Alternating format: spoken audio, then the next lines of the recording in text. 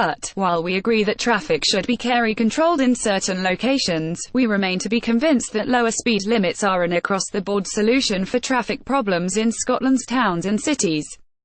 Over the past few years, swathes of Edinburgh have been turned into 20 miles per hour zones. These speed limit cuts, rolled out in stages, have enthusiastic political support, but residents raise concerns about this catch-all solution to the various problems created by heavy traffic. As the programme to impose new limits in the capital nears completion, other Scottish cities are preparing to make their own changes. Before they do, they should pay heed to the serious concerns of many Edinburgh residents. Reports that motorists simply ignore 20 miles per hour signs and drive at whatever speed they choose are commonplace.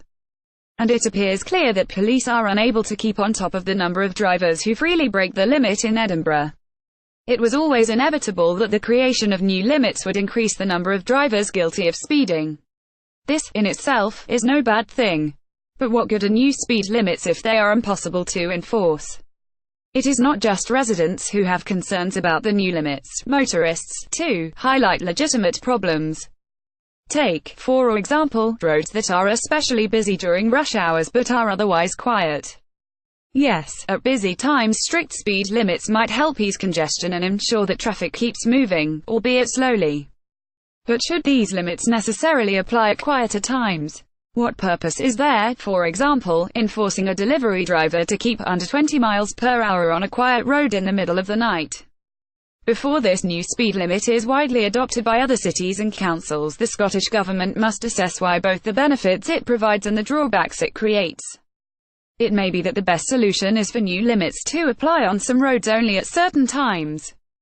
It may be that the lower limit is simply not necessary on some peripheral roads. While examining the experience in Edinburgh, politicians must also factor in the costs, in terms of new signage and policing. We believe strongly that speed limits are important and that those who break them should face serious penalties. But we are far from convinced that the introduction of new limits for no good reason is a sensible step.